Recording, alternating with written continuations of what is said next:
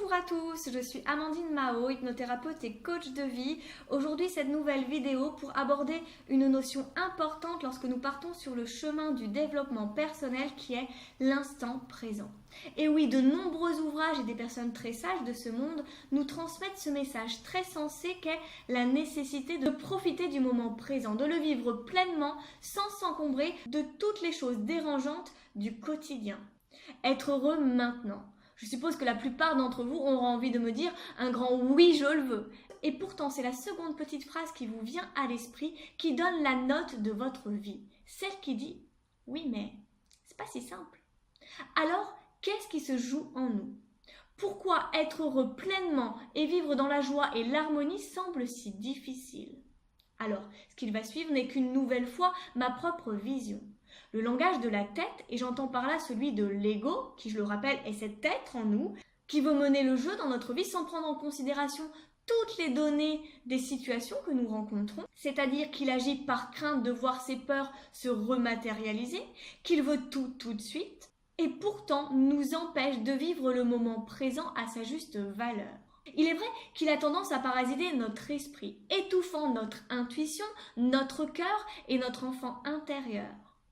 Pourtant, si nous apprenons à l'apprivoiser, il peut devenir un véritable allié dans notre vie. Mais cela nécessite un gros travail personnel et une dépense énergétique intense. Croyez-en mon expérience, il n'est pas si facile de le déloger. Et finalement, ce langage de la tête s'exprime à la place de notre vraie nature. Beaucoup d'entre nous se sentent parfois lourds, tristes, accompagnés d'un mal de vivre. Si l'on regarde à une distance raisonnable, on constate que tout semble aller pour le mieux. Alors, que se passe-t-il réellement? En fait, en laissant ce langage de la tête prendre une grande place en nous, nous le laissons nous envoyer des choses qui ne sont pas de l'ordre du présent. Nous sommes ici et ailleurs à la fois. Et rien à voir avec le ici et ailleurs du monde de l'hypnose, je vous le garantis. Donc, le langage de la tête nous fait vivre soit dans le passé, soit dans l'avenir.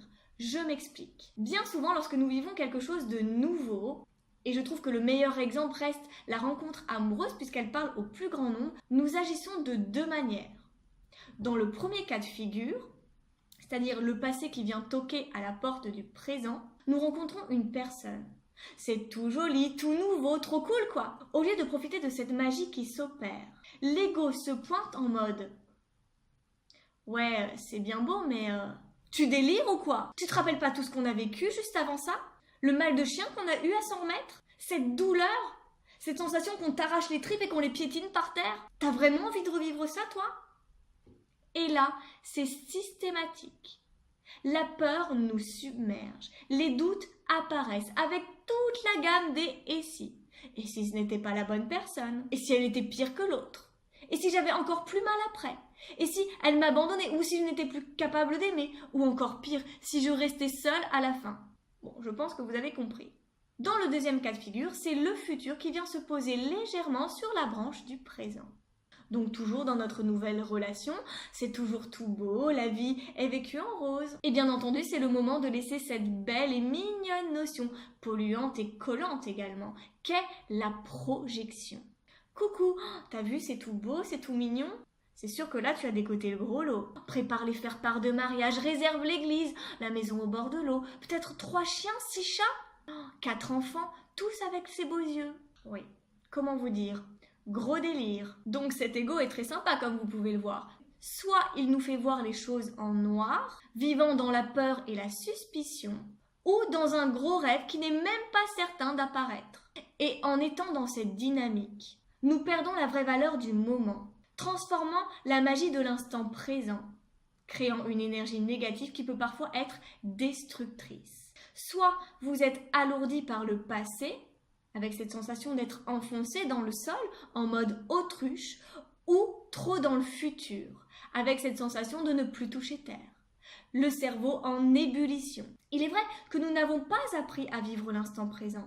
Notre éducation a été rythmée sur la projection du futur. Travaille bien à l'école pour avoir un bon métier. Travaille dur pour avoir une bonne retraite. Mais surtout, fais attention. Ton passé t'a appris à te méfier. Et si on changeait les choses? Si on décidait maintenant de vivre le moment présent? Installez-vous confortablement, fermez les yeux et écoutez ce qui se passe autour de vous. Ressentez. Éteignez votre mental. Donnez-vous une chance de vivre. Vous le méritez, non? Alors, pour vivre l'instant présent, chacun peut avoir sa méthode qui lui est propre. Mais surtout, écoutez votre cœur. Qu'importe ce qui se passe autour de vous, il continuera toujours de battre pour vous.